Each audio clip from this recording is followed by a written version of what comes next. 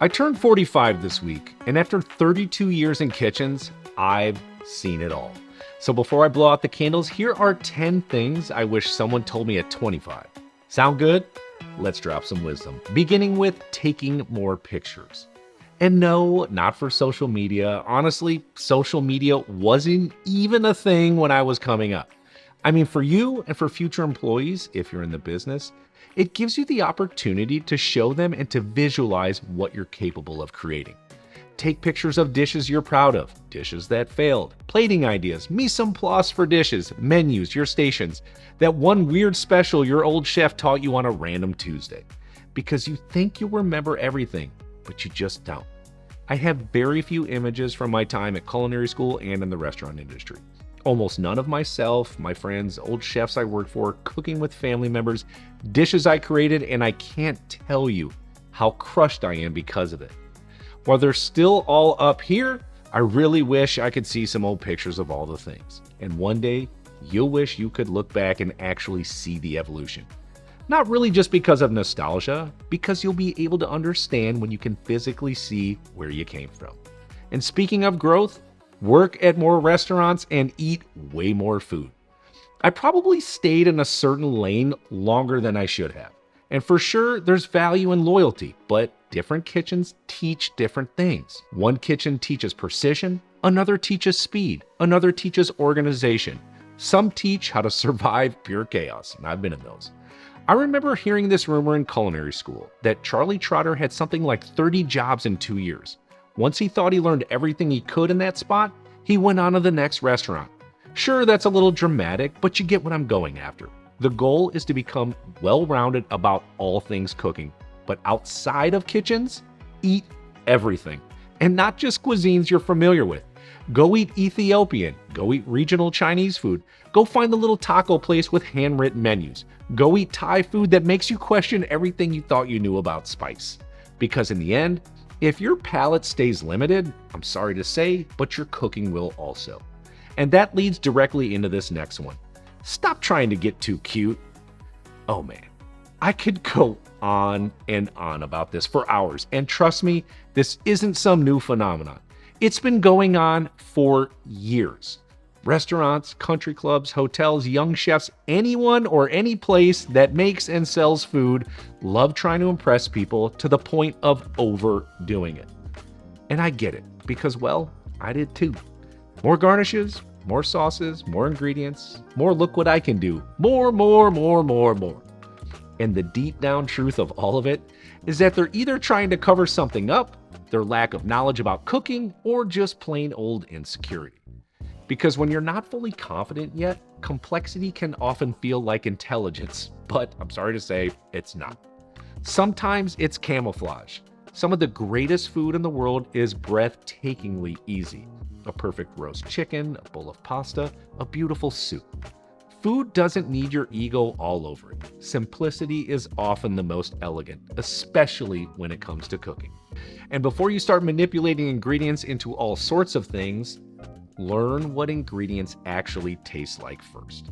This one is huge. Before you smoke it, foam it, confit it, sous vide it, reduce it into oblivion, taste the tomato. An actual great ripe tomato with nothing on it. Taste a peach in peak season. Taste fresh basil against dried basil. Taste good olive oil all by itself. Because if you don't understand the ingredient in its simplest form, how do you know whether your manipulation made it better or worse? World-famous chef Michel Trogo has always done this, which I'm guessing is why his generational restaurant has had 3 Michelin stars now for 57 years. Or how about Italian chef Franco Pepe serves a fresh tomato puree on his margherita pizza because he's convinced fresh tomatoes in a 900-degree pizza oven destroys the natural flavor. And you know what? He's right. This lesson took me way longer than I'd like to admit, and I'm still learning. But this next one may be even bigger. Hospitality matters more than perfection. This is something younger cooks often get wrong. You obsess over technical perfection, and look, if anyone gets it, I do. Technique and delicious food matter. But guests and the people you're serving also remember how you made them feel. Almost never if your sauce had textbook viscosity. Warmth matters, generosity matters, grace matters. I've had technically imperfect meals a million times, but I absolutely love the experience because the hospitality was incredible. And I've had technically excellent meals that felt completely empty. Cooking is care, cooking is love. It's always appropriate to show some. Now, if you really want to understand food on a deeper level, travel for food. And no, I don't mean just while on vacation, although it's amazing if you can. Start by going to a nearby mom and pop's restaurant you've never gone to. Head over to a different part of town for some Greek food. Drive 2 hours for the most amazing taco you're ever going to eat. And when you ventured past where you ever thought, go where the food lives. Eat pizza in Naples, pasta in Rome, barbecue in Texas, gumbo in New Orleans. Learning different cultural food can teach you so much about food, life, about people, and often about simplicity. I know I keep hitting on that word. Because it's true. You understand a dish differently when you eat it where it belongs. The ingredients, the history of it, the rhythm. And while travel teaches a lot, some of the greatest lessons are sitting much closer than you think. Listen to the older guys and girls and ask an absurd amount of questions. Seriously. And not just famous chefs. The older prep cook, the butcher, the baker, the line cook who's been quietly making the same soup flawlessly for 30 years. There is an incredible amount of wisdom everywhere, but you have to be humble enough to ask. When I look back at my career, there are several people I worked with that I wish I would have had enough humility to ask to show me how to do something correctly or about flavors or techniques, whatever it was. Here's just a few names: Daniel, Joe, Matt, Odell, Mike, Jim, Kelly, Glenn, Willis, Mary. I mean, seriously, the list goes on and on. Heck, even my Grandpa Joe and Grandma Jenny, Aunt Verge, the stuff I could have learned, the stories I could have heard. And young cooks sometimes think they need to prove themselves by already knowing. That is totally bogus. Ask questions, a lot of them, because curiosity will lead you down an amazing path full of history, knowledge, trials, and joy. And all you have to do is be humble enough to ask. That's it. Which ties into something I wish I had done even more of. Observe more, collaborate more. Young cooks often think growth comes from action, and yes, the doing definitely matters. But watching is huge. Watch how someone moves, how they organize, how they season, how they recover from mistakes, especially while in the middle of cooking or serving. Watch how they manage pressure. Observing teaches you the stuff no recipe can ever do. It's learning the little things that aren't always said out loud, and collaboration teaches humility. Cooking isn't something that one smart person just figures out all by themselves. It's a shared craft. We learn by collaborating with other chefs, especially ones that stretch our comfort level with the knowledge of food, ingredients, and techniques. You will experience an insane amount of growth in the kitchen when you collaborate with other great chefs and cooks. I promise you. And this next one may sound strange, but I wish I understood it much sooner. It's just work.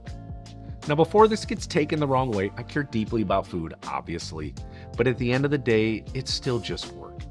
It'll be there after you're gone, so take care of yourself, your body, your mind, your spirit. Don't miss personal moments just for food or some obscure recognition.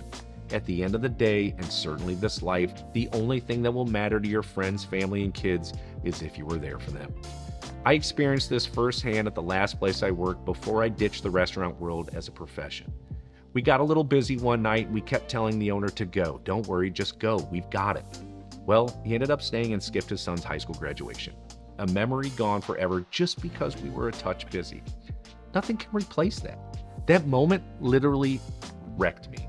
I'm so glad God was gracious enough to allow me to experience it because I didn't sleep a wink that night. All I could think about was, is that going to be me 30 years down the road?